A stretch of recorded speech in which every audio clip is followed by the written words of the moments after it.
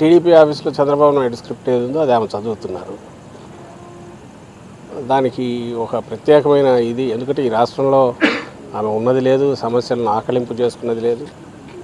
10 రోజులు 15 రోజుల క్రితమో ఇక్కడ అడుగు పెట్టిన రోజు నుంచి చంద్రబాబు నాయుడు కానీ పవన్ కళ్యాణ్ కానీ ఏం మాట్లాడుతున్నారు అదే మాటలు ఇంకొంచెం అగ్రెసివ్గా మాట్లాడడం అనేది ప్రాక్టీస్ చేసినట్టున్నారు, అదే చేస్తున్నారు. దానికి ఏమి విమర్శ అంటే చంద్రబాబు నాయుడు ఏం మాట్లాడిస్తున్నాడు అవి మాట్లాడుతున్నప్పుడు దానికి ప్రత్యేకంగా సపరేట్గా ఇచ్చేయాల్సిన రిప్లై ఇవ్వాల్సిన అవసరం ఉందని కూడా అనుకోవట్లేదు. ఎందుకంటే కాంగ్రెస్ పార్టీగా కాంగ్రెస్ ఉనికి లేదు. ఆమెకు సంబంధించినంత వరకు ఒక అద్దె మైక్ లాగా ఇక్కడ వచ్చి షర్మిలమ్మ గారు మాట్లాడుతున్నారు. అది చంద్రబాబు నాయుడు ఏమనాలనుకుంటున్నాడో అవన్నీ ఆమె గొంతులోంచి వస్తున్నాయి. దానికి ఏదైనా ఇస్తే ఆయనకు రిప్లై ఇవ్వడం ఇస్తున్న దాంట్లోనే దీనికి సమాధానం ఉంటుంది. చంద్రబాబు నాయుడు ఇస్తున్నారు ఇండియా టుడే సర్వే కొద్దిసేపు క్రితం రిలీజ్ అయింది. 17 ఎంపీ సీట్లు టీడీపీకి, 8 మాత్రం మీ పార్టీకి వస్తాయని చెప్పి ఒక సర్వే ఏం చెప్తారు? అది సీ ఓటర్ అనే సంస్థ చేస్తున్నది. ఆ సంస్థ గతంలో కూడా 2019లో కూడా ఐ థింక్ మార్చిలో చేసిన దాంట్లో 35% ఓటు మాకు, 41-42% టీడీపీకి ఇచ్చినట్టు గుర్తున్నాం. అలాగే 15 సీట్లు టీడీపీకి, 10 సీట్లు మాకు ఇచ్చినట్టు గుర్తు. ఇంకొక అడుగు ముందుకేసి ఎగ్జిట్ పోల్ అంటే అది ఫైనల్ ఇదేయాక ఆ రోజు ఇచ్చిన దాంట్లో మాకు 11, టీడీపీకి 14 ఇచ్చినట్టు నాకు గుర్తు. ఇంకా దాని విశ్వసనీయత, ఎందుకంటే రిజల్ట్ ఏంది అనేది అందరికీ తెలిసిందే. 22 మాకు వచ్చాయి, 3 టీడీపీకి వచ్చాయి ఆ రోజు. అలాగే ఓట్ పర్సెంటేజ్ మాకు వచ్చింది 50%, 49.1 50% మాకు వచ్చింది. వాళ్లకు ఐ థింక్ 7-8% తేడా ఉంటుంది, దానికి గుర్తులేదు. అంటే దట్ ఈస్ ద వాళ్ళ క్రెడిబిలిటీ ఏది అనేది అక్కడే ఇదవుతుంది.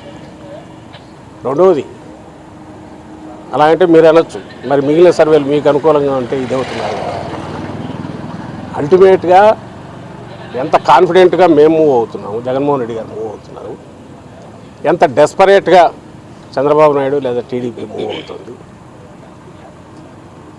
అందరినీ కలిపి కట్టుకొని ఈ పక్క నుంచి ఆ పక్క వరకు నేను ఇంతకుముందు అన్న డైరెక్ట్ ఇండైరెక్ట్గా ప్రజల ముందుకు పొత్తులతో పోయి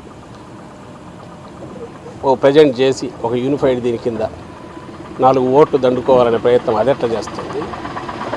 సోలోగా సింగిల్ హ్యాండెడ్గా ఈ 5 ఏళ్లలో మేము చేసిన పనులు ఇవి అని చెప్తూ ప్రజల బ్లెస్సింగ్స్ కోరడానికి మేమంత కాన్ఫిడెంట్గా పోతున్నాం. ఈ 2 మెయిన్ చూస్తే మీకు ఈ సర్వేలు వీటి నుంచి పెద్ద పట్టించుకోవాల్సిన అవసరం ఉంటుంది నేను అనుకోను. Reality is only one thing. రాష్ట్ర ప్రజల ముందు చాలా లిమిటెడ్ ఆప్షన్ ఉంది. ఒకటే, జగన్మోహన్ రెడ్డి గారు కావాలన్నా, చంద్రబాబు నాయుడు గారు కావాలన్నా, నెక్స్ట్ సీఎం, వైఎస్ఆర్సీపీ కావాలన్నా, టీడీపీ కావాలన్నా.